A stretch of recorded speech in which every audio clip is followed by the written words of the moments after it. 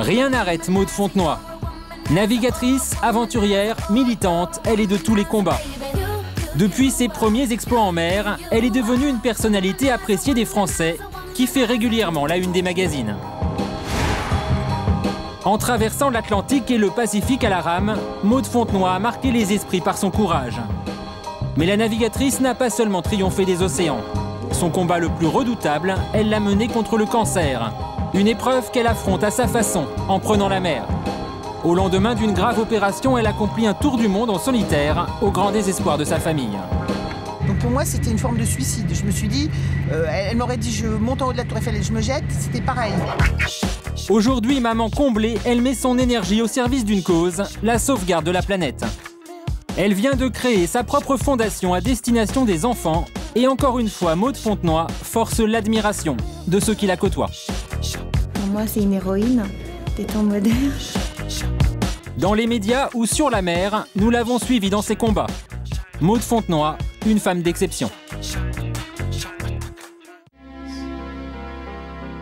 C'est la toute première fois que l'on a découvert Maud Fontenoy. Nous sommes le 9 octobre 2003. Une jeune femme en termine avec un exploit inédit, être la première femme à traverser l'Atlantique à la rame. Maud Fontenoy n'a alors que 25 ans. À son arrivée, épuisée, elle a du mal à tenir debout. J'avais envie de prouver qu'une femme pouvait tout aussi bien y arriver qu'un homme, que c'était pas qu'une question de gros bras, et que même toute jeune fille qu'on peut être, on peut aussi avoir envie de se lancer des défis comme ça extrêmes. Maud Fontenoy vient alors de vivre une aventure exceptionnelle. Sa traversée de l'Atlantique Nord a duré 117 jours d'épreuves et de dangers. La jeune femme ira chavirer jusqu'à 17 fois au cours d'une même nuit. À plusieurs reprises, elle craque. Je me sens sale, je me sens moche, j'ai envie de sortir de cette connerie, j'ai peur.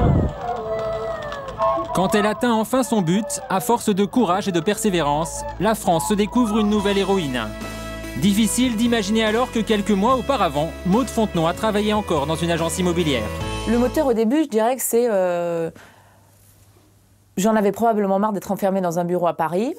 Comme beaucoup, moi j'ai eu le courage de me dire, voilà, qu'est-ce que j'aimerais faire? Et il y avait la mer qui m'attirait. La mer, une passion que Maud a découvert dès sa naissance. Son père est architecte naval et elle n'a que 7 jours quand elle navigue pour la première fois. Jusqu'à l'âge de 15 ans, sur toutes les mers du monde, Maud vit sur un bateau. Une expérience qui la marque durablement. Maud attrape le virus des océans, à la grande surprise de ses proches. Elle avait le mal de mer, alors que mes fils n'avaient pas le mal de mer. Elle avait le mal de mer. Donc c'est vrai qu'à l'époque, on m'aurait dit, il y a un de vos 3 enfants qui va faire ça. J'aurais pas vraiment dit celui-ci ou celui-là, mais c'est elle que j'aurais éliminé en premier. Et pourtant, les défis, Maud va les enchaîner. 2 ans après l'Atlantique, c'est le Pacifique qu'elle traverse à la rame.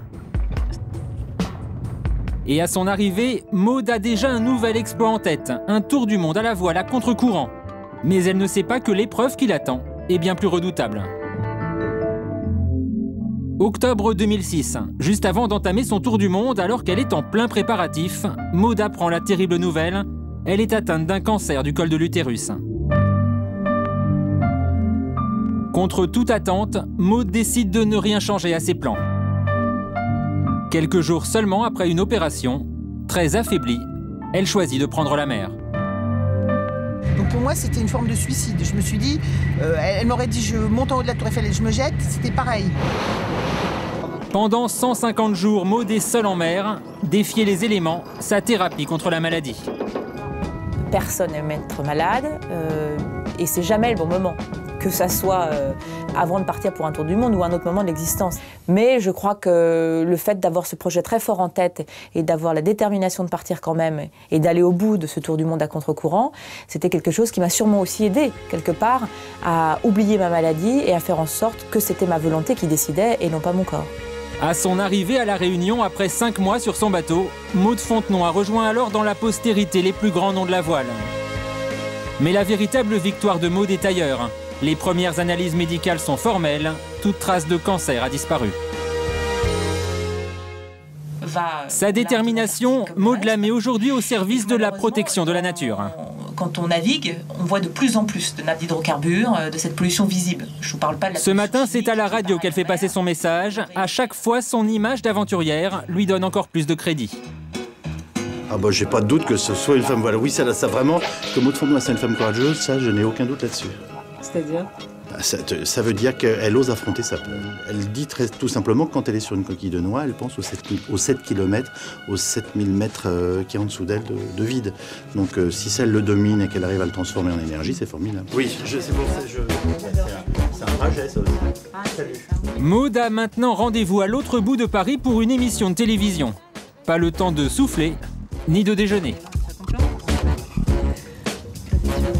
Les enfants qui nous regardent, faut pas manger comme ça. Hein. Faut manger équilibré. Hein. Des carottes et de la salade verte et tout ça. Hein. Pas bien de manger des trucs au chocolat. Hein. Maud vit à Marseille, alors à chaque fois qu'elle vient à Paris, son agenda est surchargé. C'est bien, ouais. À peine le temps de croiser une autre star de la cause écologique. Ah, salut. Ça va, Maud? Ça va? C'est à toi, je crois. Ouais. Salut. Et Maud est prête à intervenir, ici pour encourager le développement des voitures propres. Exceptionnel. Grand pro. 1 heure plus tard, nouvelle émission et nouvelle intervention. Cette fois, c'est au sujet du tri des déchets. Qu'est-ce que vous en pensez? Je serais douée pour être éboueur? Ouais. Mais ici, à sa sortie du plateau, une surprise attend Maud.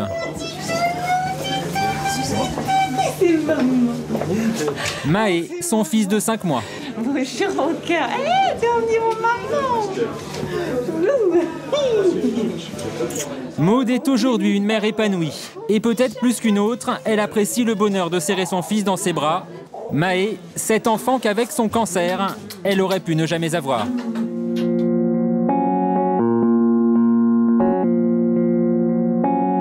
Que j'ai l'âge de 15 ans, c'était de donner la vie à un enfant. Donc j'ai vraiment eu le sentiment que c'était une punition parce que j'avais été trop audacieuse, trop ambitieuse dans mes projets. Et j'ai une bonne étoile, je suis tombée enceinte et j'ai mon petit bébé. Aujourd'hui, c'était la plus belle des choses qui puissent m'arriver.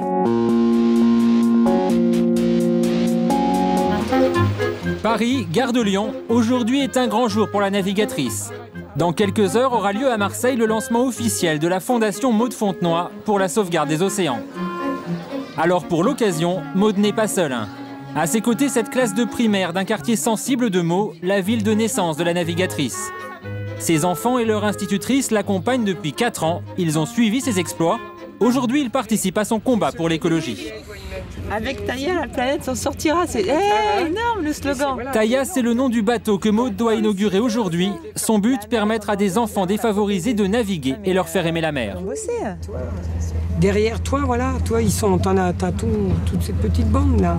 Ah, bah c'est super, celle-là, je vais l'accrocher dans la chambre de Maë. De toute façon, tout ça, c'est à toi, hein. Tu gardes ça précieusement. Un projet qui lui tient à cœur. Alors pour faire parler de sa fondation, Maud Fontenoy met toutes les cartes de son côté. À Marseille, sur le quai de la gare, elle retrouve la marraine de son association, Laetitia Hallyday. La jeune femme n'a pas hésité à s'engager par admiration pour la navigatrice. Pour moi, c'est une héroïne des temps modernes. Et voilà, c'est quelqu'un que j'admire beaucoup, que je respecte, qui a une grande place dans mon cœur et qui donne envie, comme dirait la chanson de Johnny, l'envie d'avoir envie de faire des choses. Si elle continue comme ça, la prochaine fois, je l'emmène en mer. Hein. Je l'emmène passer le Cap Horn. Voilà. Donc, qui sait? Qui sait, ouais. Waouh, quelle belle expérience. Tu sais, en plus, je te proposerais, je suis sûre que tu dirais oui. Oui, je dirais oui. Avec toi, j'irai voilà. au bout du monde. Bousculade sur le Vieux-Port pour l'inauguration. Pour Maud, l'aboutissement d'un long combat. Ce bateau, elle le connaît bien, c'est à son bord qu'elle a accompli son tour du monde.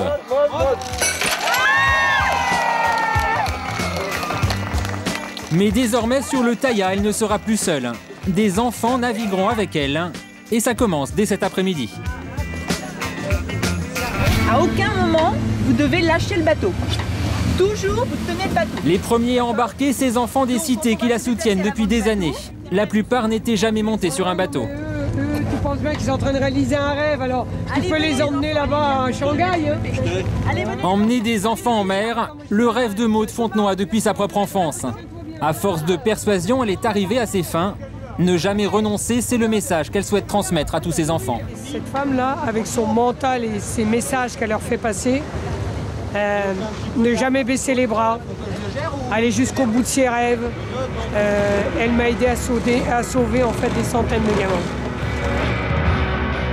Maud compte bien rester un modèle pour tous ses enfants. Et c'est sur la mer qu'elle se sent la plus utile.